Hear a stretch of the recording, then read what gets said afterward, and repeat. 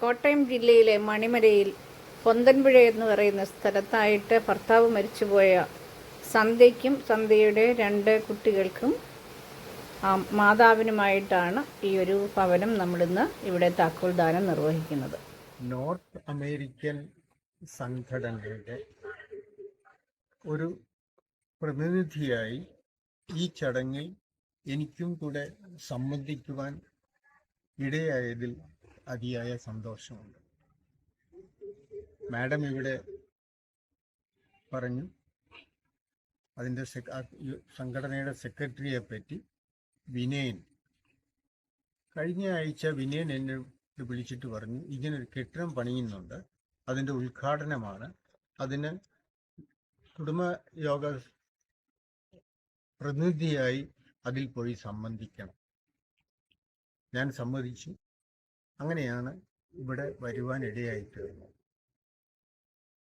ഇവിടെ വന്നപ്പോഴാണ് ഇത്ര മഹത്തായ ഒരു കാര്യത്തിൻ്റെ ഒരു കണ്ണിയാകുവാൻ കഴിഞ്ഞതിലുള്ള സന്തോഷവും അഭിമാനവും എല്ലാം തോന്നി. പ്രിയപ്പെട്ട മാഡം ഇവിടെ സൂചിപ്പിച്ചു 353-ാമത്തെ വീട്. കേട്ടപ്പോൾ ഞാൻ ഞെട്ടിപ്പോയി എന്ന് പറയും. ഇത്രയും താല്പര്യത്തോടുകൂടി സമൂഹ നന്മയ്ക്ക് വേണ്ടി പ്രവർത്തിക്കുവാൻ ഈ ധീര വനിതയ്ക്ക് കഴിയുന്നുവെങ്കിൽ അതിൽ നമ്മളെല്ലാവരും ആഹ്ലാദിക്കേണ്ടതാണ്. ഈ മാഡത്തിനെ അങ്ങേയറ്റം ഞാൻ അഭിനന്ദിക്കുകയാണ്. താങ്കളുടെ ഈ പ്രവർത്തനം അനേകം നിരവധിയായ ആൾക്കാർക്ക് പ്രയോജനപ്പെടട്ടെ.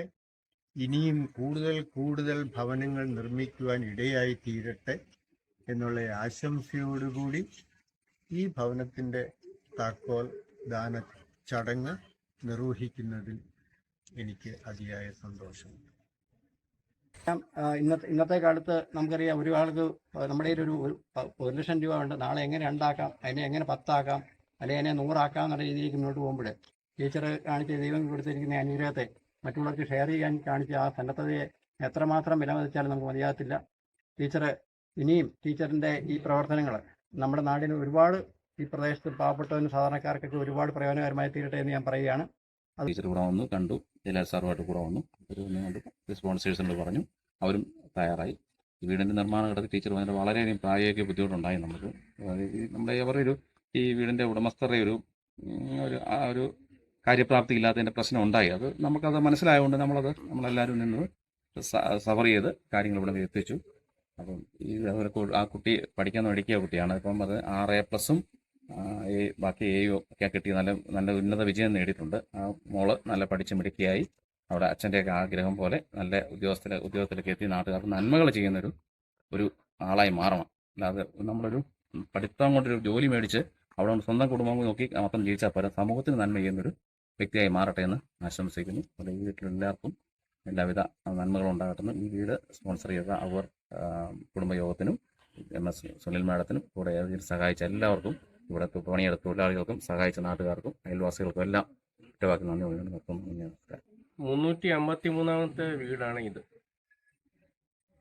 ഈ അവർ കുടുംബയോഗം നോർത്ത് അമേരിക്കയിലെ സെക്രട്ടറി ആയിരിക്കുന്ന ശ്രീ വിനയച്ചാന് എൻ്റെ ഒരു ഫാമിലി മെമ്പറാണ്. ഒരു മാസം മുമ്പ് എന്നെ വിളിച്ചിട്ട് പറഞ്ഞു ഇതുപോലെ മണിമേലയിൽ ഒരു വീട് പണിയുന്നുണ്ട്, അതിൻ്റെ ഞങ്ങളാണ് സ്പോൺസർ ചെയ്യുന്നത്. അതിൻ്റെ ഉദ്ഘാടനത്തിന് നാട്ടിലെ പ്രതിനിധിയായിട്ട് ഞങ്ങളുടെ കുടുംബയോഗം ട്രഷറർ ശ്രീ അനിൽ അല്ലെങ്കിൽ റൂബർട്ട് അതെന്നെ നിങ്ങളായാലും ഒരാൾ പോകണമെന്ന് ആവശ്യപ്പെട്ടപ്പോൾ ഓക്കെ ഞങ്ങൾ സംസാരിച്ചു. കഴിഞ്ഞ ആഴ്ച ആദ്യം നിശ്ചയിച്ചു, പിന്നീട് ഈ ആഴ്ചത്തേക്ക് മാറ്റി.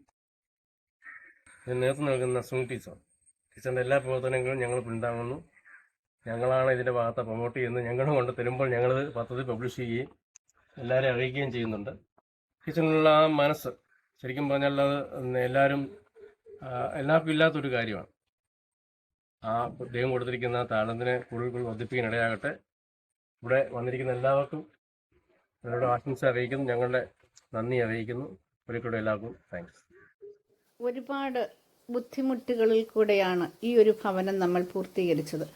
കാരണം സാധനങ്ങൾ വരുവാനുള്ള ചെറിയ ലോഡുകൾ മാത്രമേ ഇവിടെ സൈറ്റിലെത്തുകയുള്ളായിരുന്നു. അതേപോലെ തന്നെ ജലത്തിൻ്റെ ദൗർലഭ്യം, പണിക്കാർക്ക് നിൽക്കാനുള്ള അസൗകര്യം, അങ്ങനെ ഒരുപാട് പ്രശ്നങ്ങളിൽ കൂടെയാണ് നമ്മൾ ഈ ഒരു വീട് പൂർത്തീകരിക്കുന്നത്. അപ്പം ഓരോ വീടും ഒരു വ്യക്തി അല്ലെങ്കിൽ ഒരു സംഘടന നൽകുന്ന തുക ഉപയോഗിച്ചാണ് നമ്മളൊരു വീട് പണിയുന്നത്. അപ്പം ഇവിടെ ഇവരുടെ, അതായത് 6 മാസങ്ങൾക്ക് മുമ്പ് ഭർത്താവ് മരണപ്പെട്ട സന്ധ്യയുടെയും കുടുംബത്തിൻ്റെയും ആ സ്റ്റോറി നമ്മൾ മനസ്സിലാക്കിയാണ് നോർത്ത് അമേരിക്കയിലെ ഒരു ചെറിയ ഗ്രൂപ്പാണ്. അവർ കുടുംബയോഗത്തിലെ അംഗങ്ങൾ അവർ സ്വരുക്കൂട്ടിയ ചെറിയ തുക ഉപയോഗിച്ചാണ് നമ്മൾ ഈ ഒരു വീട് 2 മുറികളും അടുക്കളയും ഹാളും ബാത്റൂമും സിറ്റ് ഔട്ടും അടങ്ങിയ 650 സ്ക്വയർ ഫീറ്റ് വലിപ്പമുള്ള വീട് പൂർത്തീകരിക്കുന്നത്.